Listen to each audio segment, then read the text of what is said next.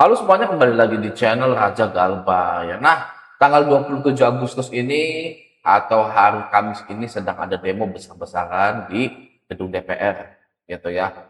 Dengan tuntutannya itu perampasan aset untuk para pejabat korup. Jadi kalau Anda yang mau dengar kisah pilu atau mau dengar ketidakadilan, siap-siap. Siap-siap ya. Yang dirampas asetnya itu orang-orang kredit duluan. Misal, ya Anda kredit rumah atau KPR itu lewat apa sih? Ya kan kalau KPR subsidi misalnya gitu ya.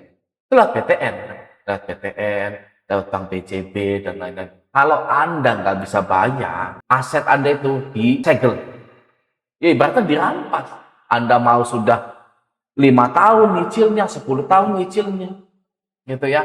Anda nggak punya itu, nggak punya uang untuk bayar motor Anda, dirampas sama debt collector, guys. Ya, jadi rakyat terus gitu loh yang dirampasin itu, guys. Tahu nggak Anda? Ya, rakyat terus yang dirampasin, ya kan? Yang dikerasin. Ini pejabat-pejabat, waduh. Jadi, guys, ada di sini ya bersamaan dengan apa namanya demo tanggal 27 Agustus ini ada satu pinjol yang tutup namanya pinjam modal. Pinjam modal ini dari BFI leasing gitu ya. Saya tidak tahu alasannya kenapa, tapi di sini sih OJK setuju pencabutan izin pinjol pinjam modal dihentikan ya aktivitas gitu ya. Tidak ada keterangan gimana gimananya gitu ya. Yang penting sih tutup, ya pasti sih tutup. Ada beberapa alasan pinjol itu tutup sebenarnya. Bisa kita apa namanya ketahui alasannya. Kebangkrutan dikenal juga dengan istilah likuidasi perusahaan atau penutupan bisnis karena kegagalan yang terjadi di dalam perusahaan itu. Ya. Nah, kegagalan ini bisa terjadi dalam dua bentuk, yakni kegagalan ekonomi dan kegagalan keuangan. Oke. Untuk memahami kedua hal itu, kegagalan ekonomi dan kegagalan keuangan, secara umum ada 10 alasan kenapa sebuah bisnis bisa jatuh dalam kebangkrutan. Oke, ada 10 alasannya ya. Yang pertama, hutang atau hutang perusahaan. Oke. Berkaca pada kasus yang menimpa PT Sariwangi, yang teh itu ya. Hutang perusahaan memiliki peluang besar yang bisa menyebabkan sebuah bisnis bangkrut. Oke. Sariwangi pada saat itu meminjam uang sebesar 1 triliun yang rencananya digunakan untuk meningkatkan produktivitas perkebunan teh mereka, namun pada akhirnya gagal ya gitu. Oke. Tidak seimbangnya modal yang dimiliki dengan besarnya hutang perusahaan menyebabkan keuntungan terus berkurang. Oke. Pada akhirnya akan menyebabkan kerugian terus-menerus dan membuat perusahaan harus rela untuk menyatakan kebangkrutannya. Oke, itu yang pertama, hutang perusahaan. Oke. Yang kedua, menyerahkan kendali pada orang yang salah. Oke. Kalau dalam pinjol, merekrut orang yang tidak paham tentang keuangan atau tentang fintech-nya gitu ya. Tentang keuangan dan fintech, bukan atau ya. Keuangan dan fintech. Oke. Misalkan banyak sekali merekrut manajer-manajer yang manajer-manajer hebat yang dulunya di perusahaan yang bukan fintech ya dan keuangan gitu ya. Jadi misalkan dia itu manajer di fashion gitu, manajer di fast moving gitu ya. Fast moving itu yang seperti makanan gitulah ya. Mereka hebat manajer-manajer itu di situ ya, tapi ketika direkrut di fintech ya tidak mengerti apa-apa tentang keuangan ya, tentang fintech gitu ya. Itu ya salah satunya gitu kan. Tapi jarang sih seperti itu ya, karena untuk menjadi sebuah manajer harus mempunyai pengalaman yang sama di bidang itu selama 5 sampai 10 tahun, oke. Itu yang kedua ya, menyerahkan kendali pada orang yang salah. Oke, itu yang kedua. Yang ketiga, tidak efektif dan tidak efisiennya manajemen perusahaan.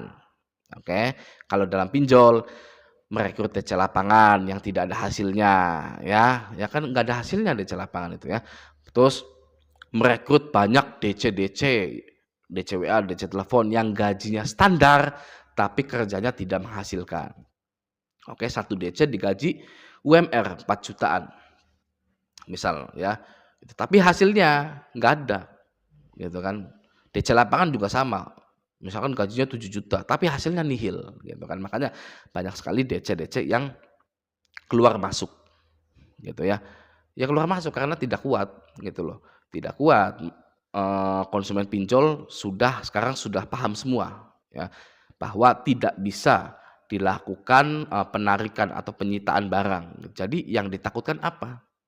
Gitu kan, malah ya yang lebih galak nasabahnya gitu. Oke ya, itu yang ketiga, tidak efektif dan tidak efisiennya manajemen perusahaan. Itu yang ketiga. Yang keempat, enggan berinovasi. Oke, kalau dalam pinjol, pay later ya.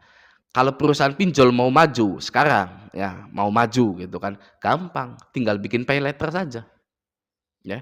Bikin saja pay later pasti maju. Oke ya. Nomor 5, tidak dekat dengan konsumen ya. Artinya bukan harus perusahaan ini mendengarkan curhat dari tiap-tiap konsumennya agar dekat secara emosional gitu ya. Kamu kenapa sama dia?" gitu kan. Perusahaan tiba-tiba nelpon gitu, "Kamu baik-baik aja, udah makan belum?" Bukan seperti itu, ya. Oke, tapi secara produk atau layanan tidak memenuhi kebutuhan konsumen. Jadi makanya tidak dekat, gitu ya. Konsumen zaman sekarang banyak berbelanja online, ada Shopee, Tokopedia, Blibli, Bukalapak dan lain-lain ya. Nah, mendekatkan konsumen ya dengan cara memberikan fasilitas kredit pada pengguna marketplace tersebut. Itu salah satu caranya, oke. Hutang 100.000 buat beli topi boleh, oke. Hutang 200.000 buat beli baju celana boleh. Oke, itu yang kelima ya.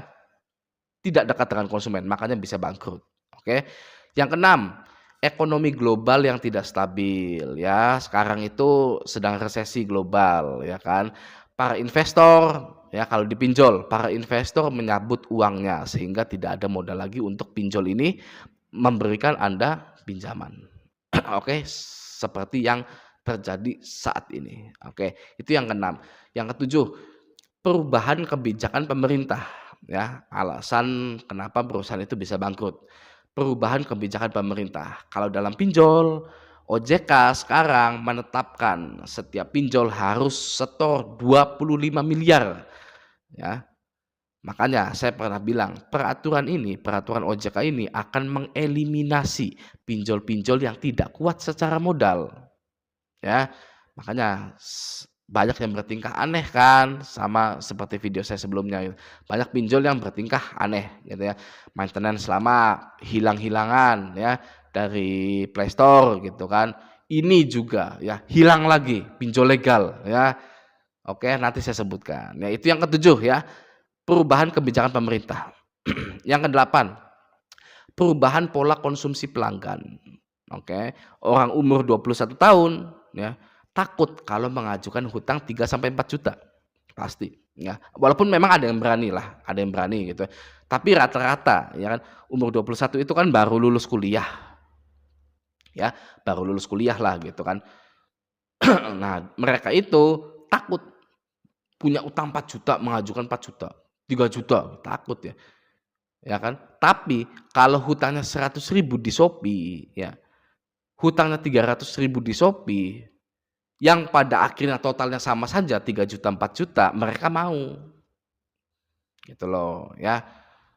Jadi perubahan pola konsumsi pelanggan. Oke, itu yang ke-8. Yang ke-9, kelangkaan bahan baku ya atau kelangkaan modal ya. Ya itulah, nggak ada investornya. Oke, kalau dipinjol. Yang ke-10 yang terakhir ya, munculnya pesaing yang lebih hebat. Oke, munculnya pesaing yang lebih hebat. Oke, kalau kantor Anda isinya orang-orang kolot tua yang nggak mau berinovasi, enak ya, kerja Anda santai. Nah, isinya orang-orang kolot, ya tidak mau berinovasi, ya kan, itu enak kerja Anda gitu ya. Anda tahulah ya kan mana institusi yang isinya orang-orang kolot, itu kerjanya santai, ya, santai sekali. Makanya enak kerja-kerja di situ dan, banyak juga yang mau kerja di situ karena kerjanya santai, oke, tidak ada inovasi. Tapi kalau Anda kerja di perusahaan seperti startup ya, ide atau inovasi-inovasi itu sangat dibutuhkan untuk keberlangsungan perusahaan itu, ya. Dan kerja Anda pun akan semakin berat gitu ya, karena mikir terus gimana ini kan biar tetap bertahan, biar dapat investasi dari sini gitu kan. gitu. Oke, itu yang ke-10 ya, yang terakhir ya. Itulah 10 alasan perusahaan bangkrut ya. Sudah ya, ngulur-ngulur waktunya sudah ya. Biar videonya 10 menit ya kan, saya itu sebenarnya ngulur-ngulur waktu gitu kan. Karena kebijakan YouTube gitu ya. Oke ya. Dan uangnya juga bisa tambah banyak. Oke. Sekarang kita ke inti video. Nah, ya.